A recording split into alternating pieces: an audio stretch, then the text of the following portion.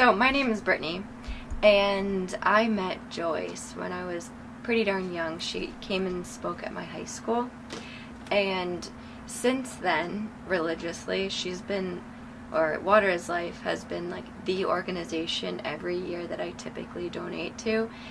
The reason being, I feel like it's an organization that I know it goes straight to the people who need it, and you don't find that very often with organizations. So recently I went to Kenya, and while I was there I did visit Joyce, and I had the opportunity to see the area in which she lives and to meet the people with whom she lives. And one particular day we were driving in her car, and she was looking in the distance at this hill, and she said, I've always wanted to climb that hill. And then here we go turning around towards that hill, and it's, to me, seemingly it's like, in the middle of nowhere. And so we're going down this road, for lack of a better term, more it's like rocks, just like along a trail that the car is going over. And the driver kept saying, well, we'll hope for the best.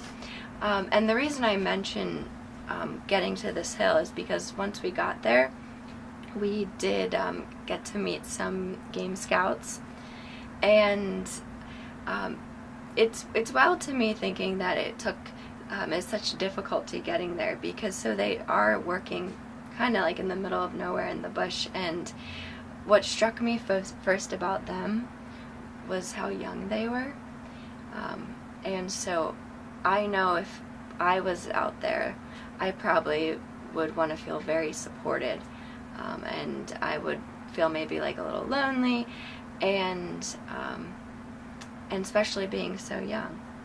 And so talking about them in general and their duty.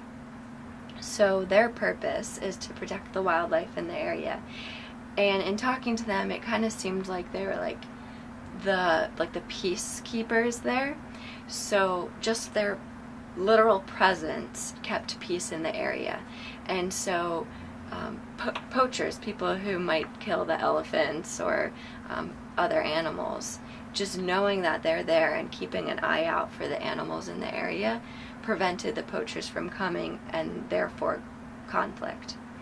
And unfortunately, we learned during this trip that they were running very low on supplies. So their supplier for water and for food had pulled out. And so while we were there, we actually, in the car, we had some bananas and some bottles of water, and we gave it to these boys. And I had the feeling that that was probably all they were going to have that day, which made me feel terrible, because once again, they're kind of in the middle of nowhere. And so to have this really important job in the area and do it just because good of your heart, because that's their value set. They love the animals, they respect the animals, they want to keep the animals sacred, so it's their duty. And I got the feeling that even without supplies, they try their best to stay there. But when you don't have supplies, so when you don't have enough to eat and you don't have enough to drink, then how can you protect others or other animals? And so therefore, when I was leaving, I decided to make a donation to these scouts, and they said to me that they only had 3 or 4 days left of food and supplies, and I'm really hoping that other people might be able to as well.